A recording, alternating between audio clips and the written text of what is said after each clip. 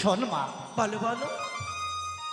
আমি হচ্ছি দেব শিল্পী বিশ্বকর্মা। হ্যাঁ আমাকে যে যেকুল স্মরণ করে সেই কর্মই আমি করে দিই মা। পিতা, হ্যাঁ মা। এ তো লৌকিক কথা। আজ তুমি যে হাতর দিয়ে বিশ্বকে জয় করে রেখেছো, আজ তুমি মনের ঘরে বিশ্বাসের অবিশ্বাসে কাজ করো না। আমি জানি তবে মা। বলতে পারো পিতা, মানে বলতে পারো ওই সাতালি পার্বতে লোহাবাই বাসর ঘরে তুমি কোনো ছিদ্র করেছো কিনা? ও মা, বলো তুই তো জানিস মা, বলো না। এই ধরার বুকে আমি বিশ্বকর্মা, তাই আমি কোনোদিন বিশ্বাসঘাতক কাজ করি নাই। পিতা, আজ রাজামশাইয়ের আদেশ মতো আমি সেই লোহাময় বাসর ঘর এমনই ভাবে তৈরি করেছি, সেই লোহাময় বাসর ঘর হয়েছে ছিদ্রবিহীন। একটা পিপীলিকা পর্যন্ত প্রবেশ করতে পারবে না মা। একটি পিপীলিকা যদি প্রবেশ না করতে পারে এই ধরার বুকে আমি দেবী হব কেমন করে? নরলোকে কেমন করে জানবি মানুষ নামে একটি দেবী রয়েছে?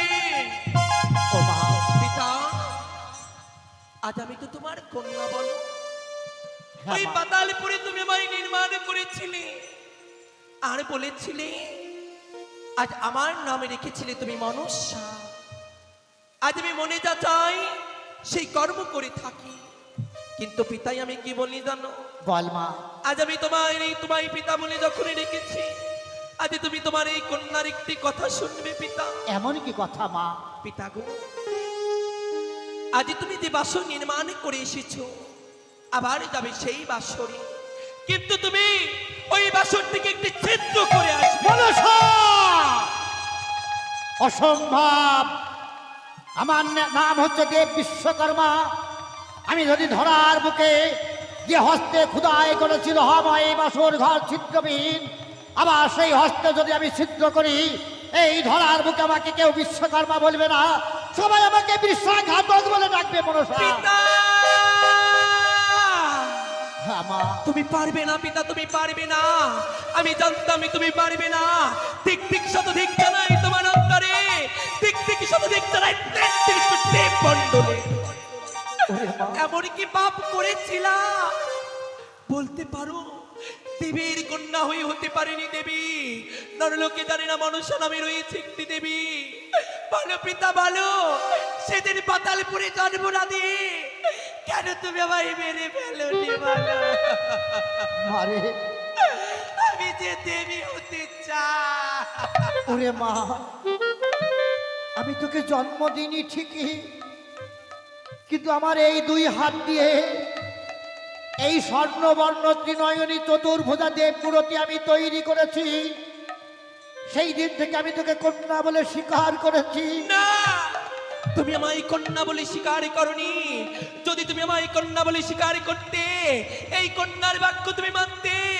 পিতা, তুমি আমায় কন্যা বলে মানো না। ওরে মনসা, তুই কি চাস তোর পিতা এই ধরার বুকে বিশ্বাসঘাতক হয়ে বেঁচে থাক? না, তুই কি চাস বল? আমি চাই না।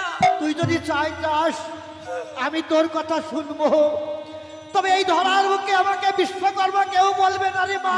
পিতা, সবাই তোমাকে বিশ্বাসঘাতক বলবে মা। স্তব্ধ হও। আরে মা, চুপ করো, তুমি চুপ করো। তুমি জানো না আজ আমার পিতামায় আশীর্বাদ করেছি, ছলে বলে কৌশলে যে করে হোক তাদের সাথে আমি পুষ্প নিয়ে ধরার বুকে দেবী হব। দেবীর উপাদে যখন যা আমি মায়া করব, সেই মায়া চলবে এই দেব লোকে। আমি কি করবো জানো? কি করবে মা? আজ তুমি বাসরটি ছিদ্র করেছো ঠিকই, আজ ওই বাসর তুমি ছিদ্র করবে ঠিকই, কিন্তু বাসরটাই প্রণয় তুমি বন্ধ করবে কি দিয়ে জানো? চুনির ফোটার পানির বোটার হরিতাল দিয়ে বন্ধ করবে। যখন আমার রণকুটে নাগে যাবে, ওই শানি করে গিয়ে যখন বিশ্বের অহংকার ছাড়বে, চুনির ফোটা পানির ফোটা হরিতাল পুরো ভস্য হয়ে যাবে। হে মা, তারপর আমি দেখিয়ে দেব ওই মানব পুত্র দম্বিক চাঁদের কত তত্ত্ব। মা, পিতা, তুমি বিলম্ব করো না। কত সুন্দর কথা, তোর কথাও রাখা হবে, চন্দ্রের কথাও রাখা হবে। হ্যাঁ কিন্তু মা গো, বলো বলো আমি যে পাওনা থৌনা মিটিয়ে নিয়ে চলে এসেছি, পিতা চাঁদের সঙ্গে যদি দেখা হয়, আমি কেমন করে এই বদলে মিথ্যা কথা বলবো? আমি তো কোনোদিন মিথ্যা কথা বলতে পারি নাই মা।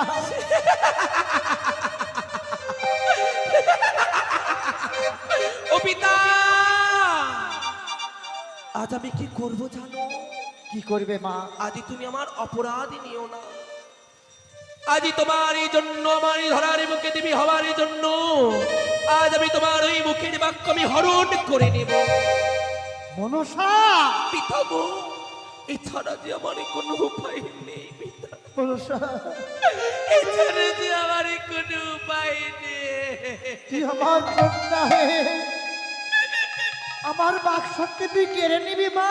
পিতা এই বাক্যে আমি কোনোদিন ফিরে পাবো না মা। পাবে, তোমার এই বাক তুমি কবে ফিরে পাবে জানো?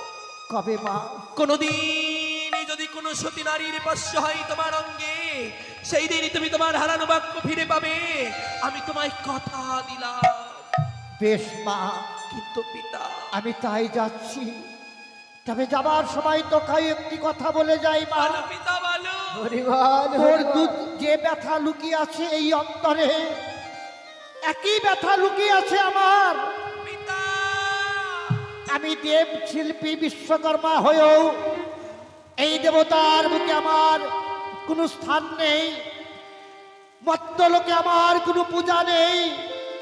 আমার ছিদ্র রাখার কারণে তুই যদি স্বর্গধামে একটি সিংহাসন পাস, মত্তধামে প্রতি ঘরে ঘরে তোর নামে পূজা হয়, স্বর্গ মত্ত মাতাল এই লোকে তুই যদি দেবী হতে পারিস, পিতা। তাহলে আমার আমার উপায় কি হবে বলতে পারিস মা? পিতা গো, আজ তুমিও দেবেশ, দেব অংশী থেকে কোন অংশী তুমি কমানো। তোমার কারণে যদি আমি ধরার মুখে দেবী হতে পারি, আজ বর্তধামে যদি আমার এই ঘরে ঘরে পূজা হয়ে থাকে, আজ আমি তোমায় এই কথা দিলাম পিতা, কথা দিলাম, ভাদ্র মাসের শেষ সংক্রান্তিতে ওই মর্তধামের বুকে ধুমধামি করে আগে হবে তোমার পূজা, তারপরে আমার পূজা একই দিনে। মা, তোর পূজা আমার পূজা একই সঙ্গে একই দিনে হবে? তবে তাই হোক মা, আমি চললাম সেই সকালী পর্বতে লোহাময় বাসর ঘরে। আর লোহাময় বাসর ঘরে ঈশান কোণে একটি ছিদ্র করে সেই ছিদ্র বন্ধ করব পানের বুটা চুনের ফুটা হরতাল দিয়ে। তরুণ কন্যা নাচকে বিষের অহংকার ছাড়বে, পানের বুটা চুনের ফুটা ভস্ম হয়ে যাবে, আর সেই ছিদ্র দিয়ে তোর নাচ প্রবেশ করতে পারবে মা। আমি আসি মা, চলে আমি যাও। আসি। এই তো, এই তো আমি আমার এই পিতাকে ছালিবারে কৌশলী পাঠিয়েছি সেই সকালী পর্বত হামাই বাসর ঘরে। ওরে দম্বিক চন্দ্রধর, এইবার বুঝবি তার, এইবার বুঝবি। একবার নয়, দুবার নয়, শত শতবার গিয়েছিলাম, বলেছিলাম একটি পুষ্প দিয়ে মোর চরণ তলে তুই দেশরে ওই হাতে আমায় করেছিল আঘাত, এইবার তুই কাঁদবি। আমি বলেছিলাম আমি তোর চম্পকনগর শ্মশানে পরিণত করব, যদি আমি না পারি এই মনসার আমি বৃথায়।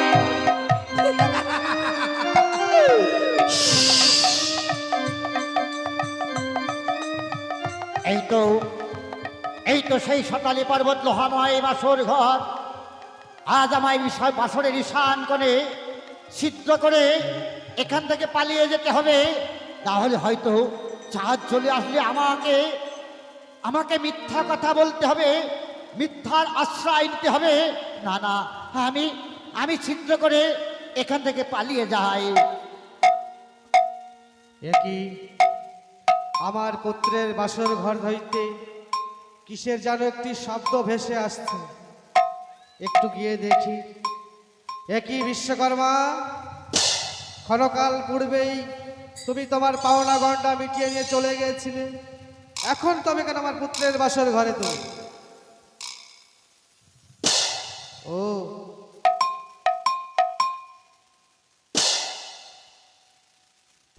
ও তোমার এই হাতুড়ি দিয়ে বিশ্বকে জয় করেছিলে, সেই হাতুড়ি তুমি বাসরে পড়েছিল, সেই হাতুড়ি দিতে এসেছো।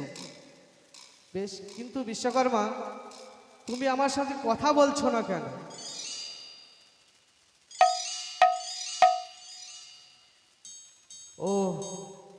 এই বাসর নির্মাণ করতে গেলে লোহার কুচি তোমার কণ্ঠে আটকে গিয়েছে। ওহ বিশ্বকর্মা, বেশ, যতদিন তোমার কণ্ঠে শব্দ ফিরে না পাও ততদিন তুমি আমার কাছে আমার ঘরে থেকো।